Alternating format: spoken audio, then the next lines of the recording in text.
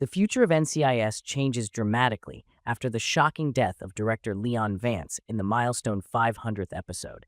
His loss leaves a massive hole not only within the agency, but also within the team that relied on his leadership for years.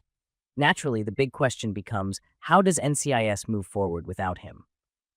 The answer, at least for now, is slowly and painfully. That process begins in the Tuesday, March 31st episode, where the team is forced to return to work while still grappling with their grief. Interestingly, Rocky Carroll remains in the opening credits, a subtle reminder that Vance's presence is still very much felt, even though the character is gone. But the timing couldn't feel more surreal. As Knight points out, it feels deeply wrong to be dealing with the chaos of Fleet Week just 1 week after Vance's funeral. The city is celebrating while the team is still mourning. However, the reality of their job means they can't pause for long. A new case demands their attention, and at the same time, they're faced with another painful task: clearing out Vance's office. Before we go further, consider this your spoiler warning for NCIS Season 23, Episode 14.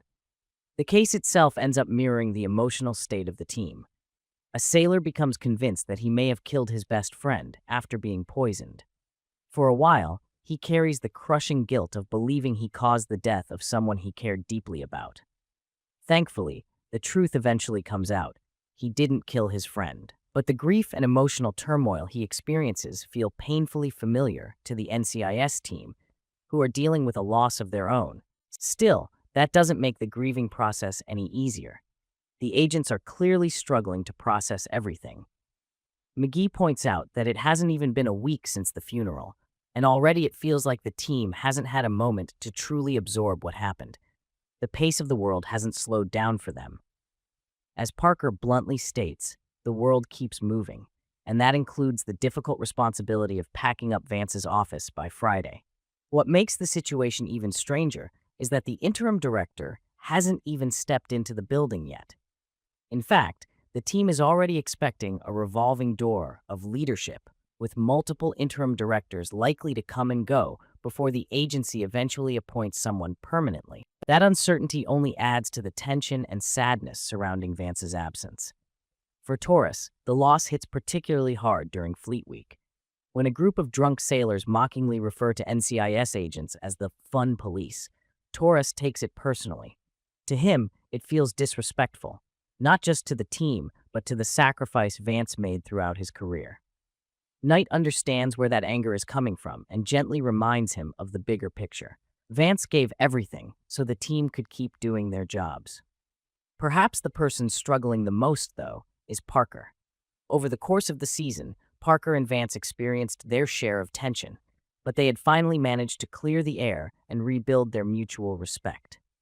Losing Vance right after that reconciliation clearly weighs heavily on him. Throughout the episode, Parker finds himself forced into situations that Vance used to handle with ease. At one point, he's left dealing with the Vice Admiral's communications advisor in the assistant's office, while the interim director remains largely absent. The moment highlights just how much responsibility Vance quietly carried behind the scenes. When Knight checks in on him, Parker admits something honest and vulnerable. He doesn't even know how he's doing. There hasn't been a second to stop and reflect. After everything he's gone through over the past year, he assumed he'd be better at handling loss by now. But Knight gently reminds him that grief doesn't work like that. Experience doesn't make it easier. Kasie, for example, finds it difficult to even think about upgrading equipment in her lab. The latest software update was the last thing Vance personally approved for her, and the idea of replacing it feels strangely wrong. For her, it's a reminder of his support and trust.